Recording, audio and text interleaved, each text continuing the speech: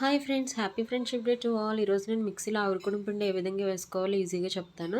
మనకు కావాల్సిన మినపగుళ్ళు 2 టైమ్స్ వాష్ చేసుకొని డ్రింకింగ్ వాటర్తో సోక్ చేసుకోవాలి 2 ఆర్ 3 అవర్స్. తర్వాత మనం మిక్సీ జార్లో వేస్తే పిండి ఈ విధంగా ఉండాలి కన్సిస్టెన్సీ. చూసారా, వేస్తే పునుగుల్లాగా ఈ విధంగా పడుతుంది అనమాట, జిగురు జిగురుగా వస్తుంది. అప్పుడైతేనే మనకి కొంచెం మెత్తగా వస్తాయి అనమాట ఆవిరికుడుము. తర్వాత మనం రాత్రంతా కూడా మనం బయటే ఉంచేయాలి. అప్పుడు ఫర్మెంటేషన్ జరిగి పిండి బాగా పొంగి మెత్తగా వస్తాయి అనమాట. అందులో కొంచెం సాల్ట్ యాడ్ చేసుకొని బాగా కలుపుకోవాలి.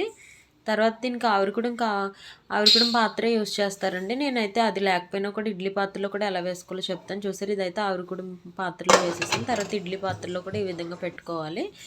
చూసారా, మనకు ఉడికిందో లేదో చూడటానికి ఇలా వేలుతో మనం పట్టుకొని చూస్తే అంటుకోకుండా ఉండాలి. చూసారా, అంటుకోలేదు, ఉడికిపోయిందనమాట. తర్వాత ఇడ్లీ పాత్రలో పెట్టినవి కూడా ఉడికిపోయాయి. చూసారండి ఎంత మెత్తగా వచ్చిందో. మనకైతే చాలా బలం అండి. పిల్లలకైతే కంపల్సరీ వీక్లీ వన్స్ అయినా పెట్టండి. గ్రైండర్లో వేసుకోకపోతే మిక్సీలో కూడా మనం ఇలా ఈజీగా చేసేసుకోవచ్చు. మనకు కూడా హెల్త్కి మంచిది. నడుము నొప్పికి ఇలాంటి మనకు నీరసంగా ఉన్నా కూడా అలాంటప్పుడు ఇది చేసుకోవచ్చు. మీకు నచ్చిందా? ప్లీజ్ సబ్స్క్రైబ్ చేయండి, లైక్ చేయండి, సబ్స్క్రైబ్